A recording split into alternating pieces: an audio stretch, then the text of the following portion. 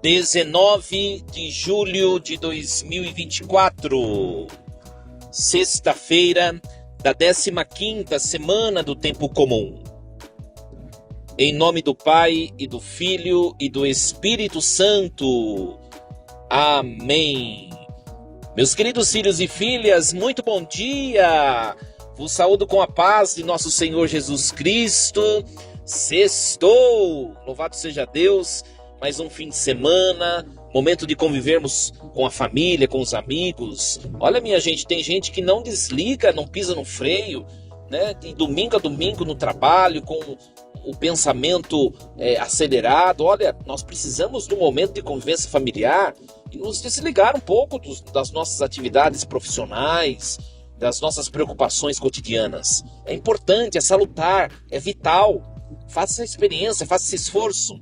Conviva mais com as pessoas, saia para passear, nem que for para tomar um sorvete, nem que for para comer um lanche na esquina de casa, espairecer, viver a vida, né? Respirar outros ares, ver outros ambientes, é muito importante. Meus queridos, nesta manhã desta sexta-feira, nós vamos refletir com a igreja a leitura do livro do profeta Isaías, o capítulo 38, versículos do 1 ao 6, do 21 ao 22, e do 7 ao 8. Naqueles dias, Ezequias foi acometido de uma doença mortal. Foi visitá-lo o profeta Isaías, filho de Amós, e disse-lhe: Isto diz o Senhor: arruma as coisas de tua casa, pois vais morrer e não viverás. Então Ezequias virou o rosto contra a parede e orou ao Senhor, dizendo: Peço-te, Senhor, te lembres de que eu tenho caminhado em tua presença com fidelidade e probidade de coração, e tenho praticado o bem aos teus olhos. Ezequias prorrompeu num grande choro. A palavra do Senhor foi dirigida a Isaías. Vai dizer a Ezequias: Isto diz o Senhor, Deus de Davi teu pai.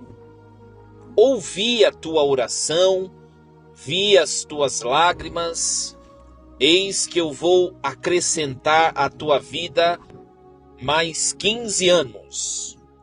Vou libertar-te das mãos do rei da Assíria, junto com esta cidade, que ponho sob minha proteção. Então Isaías ordenou que fizessem uma cataplasma de massa de figos e a aplicassem sobre a ferida, que ele ficaria bom. Perguntou Ezequias: E qual é o sinal de que hei de subir à casa do Senhor? Este é o sinal que terás do Senhor, de que ele cumprirá a promessa que fez.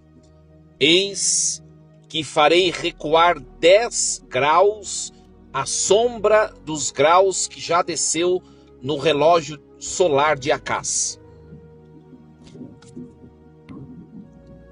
De fato, a marca do sol recuara 10 graus dos que ela tinham descido.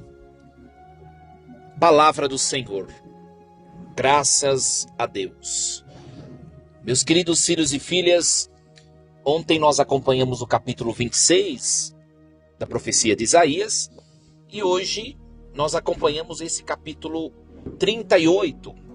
É o penúltimo capítulo do livro do primeiro Isaías, ou proto-Isaías, ou Isaías 1, conforme nós já acabamos a refletir no sábado, né? Se você não escutou a reflexão do último sábado, do sábado passado, vai lá e escute para você entender a divisão do texto de Isaías.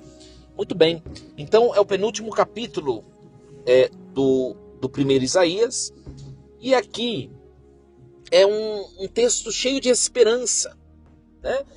Ezequias, vamos entender um pouquinho quem foi Ezequias. Ezequias viveu no século VIII antes de Cristo. Ele foi um dos mais notáveis reis do Reino do Sul, do Reino de Judá. O rei Ezequias, ele governou por 29 anos, aproximadamente do ano 715 ao ano 686. Então ele viveu na transição, na verdade, do século VIII para o século VII antes de Cristo. A sua história, ela ficou conhecida na Bíblia não apenas por causa do seu reinado, mas também por este milagre que o texto de hoje descreveu, narrou. Deus acresceu na vida de Ezequias 15 anos. Olha só. E nós vamos meditar um pouquinho sobre esse fato e sobre esse acontecimento na vida desse rei de Judá. Meus queridos, a palavra Ezequias, o nome de Ezequias, significa Javé é minha força, Deus é força. Olha que bonito, né? Então, Ezequias foi o filho do rei Acás, que também foi um rei de grande destaque no Reino do Sul, no Reino de Israel, né? E o que acontece? Vamos começar bem do comecinho do texto, a parte literal, e depois a gente colocar na vida da gente, né? Ezequias, ele contraiu uma doença gravíssima. Esse é um fato que aconteceu, né? Um fato concreto. Ele contraiu uma doença grave e o profeta Isaías se achega junto dele e diz, é claro que é Deus quem fala por meio do profeta: Ezequias, chegou sua hora. Arruma as coisas de tua casa, pois vais morrer e não viverás. Então aqui, vamos parar um pouquinho a parte literal, a parte histórica, e já colocar na nossa vida e nos fazer uma pergunta que só essa parte, esse versículo já nos faz. Meus queridos, se Deus nos chamar hoje, a nossa casa está arrumada?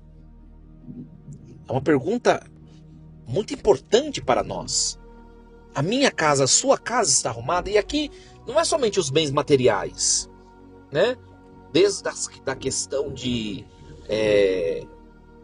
daquela questão documental dos nossos bens, da questão de herança, testamento, da questão de quando você tem que acertar a documentação de uma casa, enfim, não é só essa questão material. A nossa casa interior tá bem? Tá preparada? É uma pergunta que o texto faz a mim e a você. Cada um responde segundo o conhecimento que tem de si mesmo, né? Se Deus nos chamar hoje, nós estamos salvos? Nós estamos em estado de graça? Nós estamos em comunhão com Deus? A nossa vida espiritual tá legal? A nossa vida relacional com as pessoas tá legal? A nossa vida profissional, a nossa relação com o dinheiro tá tudo tranquilo, tudo no agrado de Deus? A nossa relação com o mundo, com as coisas, com as nossas tarefas, nossas obrigações, tá tudo em dia, tudo certinho. As dimensões da nossa existência, tá tudo certo. Ora, minha gente, é algo muito, muito nobre nós dizermos: eu estou todo preparado. A minha casa está toda preparada. Não é fácil. Porque parece uma coisa muito simples, mas não é fácil. Sabe por quê? Primeiro que nós somos seres humanos e nós somos seres complexos. Quando uma coisa está legal, parece que outra não está. Quando essa está legal, a outra não está. É um verdadeiro desafio estar com a casa preparada para quando Deus chamar. Eu digo isso a vocês começando por mim, que sou sacerdote, que a palavra é mais exigente, a palavra machuca mais. Não é fácil, minha gente. Não é fácil, né? E a morte, minha gente? A morte é um fato que vai acometer todos os seres humanos. Não tem jeito de fugir da morte. Sabe, e a questão da morte ainda infelizmente, ainda é um tabu, ainda tem gente que não gosta nem de falar da morte, tem gente que tem medo, até mesmo de conversar sobre isso. Olha, minha gente, é um fato. Deve ser previsto, deve ser refletido, para que nós, nesse momento de passamento, nós estejamos bem e bem preparados. As pessoas não se preparam para a morte, minha gente. Eu, na pessoa de um sacerdote, eu experimento muito isso, muito mesmo. Sabe? Pega uma pessoa quando fica doente. Olha, se você contrai uma doença grave, já vai arrumando sua casa. Aí você pode falar, ai padre, que horror, mas a gente tem esperança. Tudo bem, mas deixa a casa pronta. Se você não partir, pelo menos sua casa está em ordem. E ela está pronta para você bagunçar de novo, mas pelo menos ela está em ordem. Sabe, eu vejo as pessoas, por exemplo, um familiar contrai uma doença grave. Primeira coisa que acontece, tem gente que esconde da pessoa a doença que ela tem. Isso daí é um crime, minha gente, um crime espiritual. A pessoa, por exemplo, tem gente que tem câncer e a pessoa não conta para o enfermo que ele está doente. Isso é um pecado grave, sabe por quê? A pessoa precisa saber que ela está doente, que ela está com uma doença grave, para ela ir se preparando para a morte. E se ela não se preparar e morrer despreparada? A culpa vai ser de quem esconder. A culpa vai ser de quem esconder dela. Segunda coisa que acontece, um familiar nosso contrai uma doença grave, já está com a doença grave, já chama o padre para dar unção dos enfermos. Você não está falando que a pessoa vai morrer. Primeiro que o sacramento da unção dos enfermos é o sacramento da saúde, da vida. O primeiro desejo quando se confere um sacramento da unção dos enfermos é o restabelecimento, é a vida, é a saúde. Ou seja, mas se a pessoa vier a piorar o seu estado de saúde, ela já está preparada. Tem gente que espera para chamar o padre, a hora que o médico diz, olha, não tem mais o que fazer. A hora que o médico diz, aí a pessoa fala, agora vamos chamar o padre. E se não dá tempo do padre chegar e aquele ente querido seu falecer? Sendo que você podia ter proporcionado para essa pessoa o sacramento da salvação e você não fez. E se essa pessoa não se preparou para o encontro com Deus? Sendo que o sacramento iria prepará-la para isso. Olha a responsabilidade. Coisa séria, eu sempre falo, né? Para os meus paroquianos. Você vai fazer uma cirurgia delicada, alguma coisa grave, né? Que tem risco de vida, pede para o padre dar unção dos enfermos. Claro que para receber a unção dos enfermos, você tem que, se tiver em estado de vida irregular, você tem que se dispor a permanecer no estado de graça, né? Ou, se você é menor que 7 anos de idade, não pode receber o sacramento da unção. Enfim, também para receber precisa ser batizado. São algumas exigências, mas se prepare espiritualmente. Sabe, as pessoas só pensam materialmente, fisiologicamente. E depois dessa vida aqui, minha gente, matéria já era. E o espírito? Você se preparou no espírito? A morte é um fato, precisa ser encarado de maneira natural, sadia. Sabe? De maneira sadia. E aí o texto continua, né? Ezequias, prepara a tua casa, tuas coisas, porque você vai morrer. Se preparar para a morte. Aí vem a segunda parte do texto, que é muito bonita. Ezequias, ele virou o rosto contra a parede e ele rezou. Primeiro ele confessou a Deus: Senhor, eu sou tão fiel ao Senhor, tenho caminhado com fidelidade, com probidade de coração, tenho praticado bem aos teus olhos. E ele começou a chorar. Esse choro de Ezequias, sabe, consistiu no quê? Consistiu no desejo de viver. Mesmo condenado por aquela doença grave à morte, ele chorou com o desejo de viver, pedindo ao Senhor que tivesse clemência dele.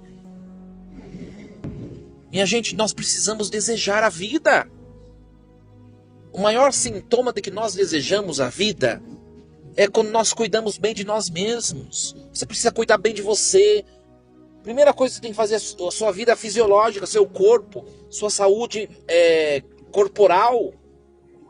Você tem cuidado do seu corpo, procurado médico, tem cuidado do seu corpo, feito o tratamento certinho, tomado o remédio certinho.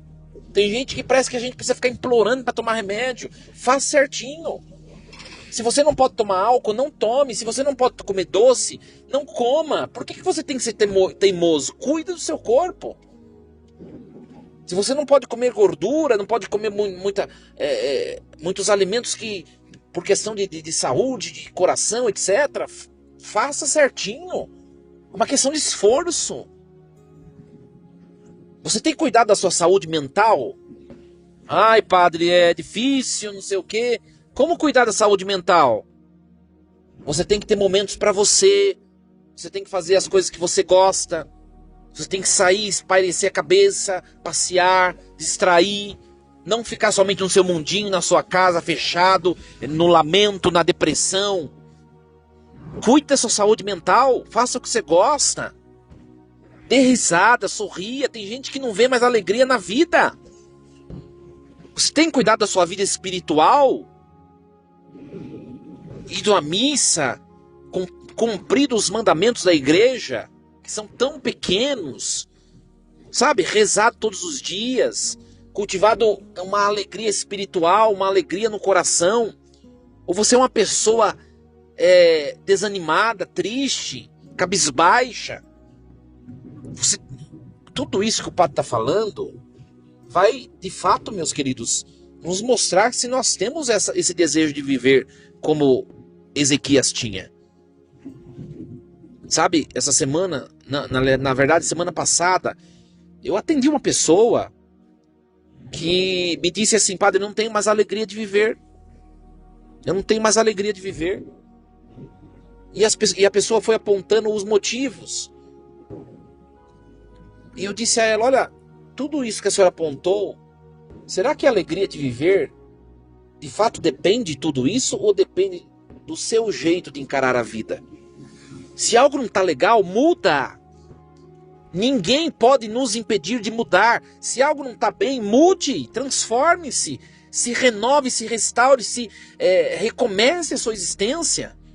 Se o seu casamento não está legal, para a conversa. Como que a gente vai poder viver a partir de hoje? Porque não está legal assim. Se sua profissão não está legal, né? É claro que você tem que ser uma pessoa prudente, né? Coerente, sensata. Se você não gosta do seu trabalho, se você não gosta do que você está fazendo, procure outro emprego, reze, peça para Deus. Ele vai te dar com toda certeza, né? Se você não está feliz no seu relacionamento, por exemplo, quem namora, né? Quem é noivo, você está vendo que não vai para frente, você está vendo que não é a pessoa certa. Por que você não dá passos e não renuncia a isso? Vai insistir, vai chegar a casar para depois separar, né? Sabe, minha gente, a gente precisa aprender a recomeçar, a se inovar, a fazer da vida um eterno recomeço. A gente precisa aprender isso. A gente precisa aprender isso.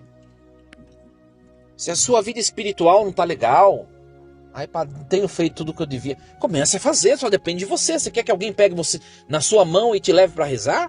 Você quer que alguém te pegue forçado e te leve numa capela do Santíssimo para você conversar com Jesus? Você quer que alguém te jogue uma bacia de água fria na sua cabeça nos domingos pela manhã para que você vá à missa? Você precisa se decidir. Isso vai mostrando o nosso desejo de viver bem. Por que o padre está falando de todas as dimensões que compõem, que constituem a vida humana? Que é a dimensão espiritual, a dimensão fisiológico-material e a dimensão psíquica. Porque é tudo que nós somos. Se nós não estamos bem em uma dessas dimensões, tudo o resto não vai estar bem. Não fique pensando você que, tendo dinheiro no bolso, tudo o resto se resolve. Eu já atendi muita gente, minha gente. Já atendi muita gente que não falta dinheiro, mas a pessoa tem uma vida péssima.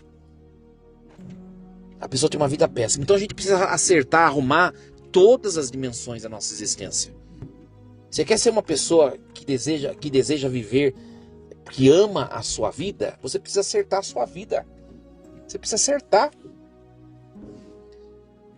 Olha que bonito. Ezequias chorou porque ele desejaria viver, mas ele estava condenado à morte. E aí vem a outra parte do texto de hoje. E Deus, ele se sensibiliza com Ezequias. Ele se sensibiliza. Olha só, minha gente. Deus manda o profeta Isaías dizer a Ezequias: eu ouvi a tua oração e eu vi as tuas lágrimas. Eis que eu vou acrescentar à tua vida mais 15 anos. Meus queridos, primeira coisa, Deus não está indiferente à sua oração. Deus não está indiferente às suas lágrimas. Eu não sei o que você tem vivido, eu tenho dito isso desde ontem. Se você tem chorado, se você tem sorrido, se você tem desanimado na sua vida pessoal, no seu casamento, na sua profissão, ou se você tem vivido dias de vitória, dias de gozo, dias de conquistas, uma coisa é certa: Deus, ele te ouve e ele te vê. Basta que você o busque. Basta que você entregue a sua vida em todos os momentos à sua presença, ao poder dele. Ele te ouve e ele te vê. Mesmo no silêncio de Deus, mesmo no calar de Deus, mesmo que você pareça que Deus esteja indiferente, ele está te vendo, ele está te ouvindo. Leve a partir do texto de hoje essa certeza para a sua vida. Deus está junto de você. Então, minha gente, se Deus está junto, você não tem que ter medo de nada. Você só tem que fazer a sua parte. Qual que é a sua parte? É acertar as dimensões da sua vida que o padre falou hoje. Se tiver alguma coisa fora do lugar, se tiver alguma coisa que não esteja legal, conserte. Mude, transforme. Transforme. E depois o texto termina hoje, é muito bonito. Ezequias, ele pede uma prova de Deus. Ezequias, ele pede uma prova. E Deus dá uma prova. Qual o sinal de tudo isso que o Senhor profetizou? Qual é o sinal, Senhor? O sinal é que eu vou mexer no relógio do palácio de Acás. E você vai ver o relógio se mexendo. E ele vai lá e vê. Eu vou desafiar você a fazer uma coisa hoje. Eu não sei o que você entrega ao Senhor nesta manhã dessa sexta-feira como oração, né? Eu não sei o que você tem pedido a Deus, o que tem lhe faltado, mas eu vou te dizer uma coisa. Presta bem atenção. Faça o que Ezequias fez nessa sexta-feira. Peça ao Senhor sinais. Senhor, me dê sinais. Me dê sinais. Mas fique observando os sinais mais sutis. Os sinais mais sutis que aconteçam na sua vida nesse fim de semana. Perceba a ação de Deus. Eu te desafio a isso. Senhor, me dê sinal sobre essa situação. E Deus vai te dar um sinal sutil. Perceba isso. E depois testemunhe isso. Deus é cheio de poder, minha gente. Creiamos nisso. Desejo a você um fim de semana cheio de Deus. Força e coragem. Em nome do Pai, do Filho e do Espírito Santo. Amém. E lembremos-nos sempre, Deus está no comando de tudo.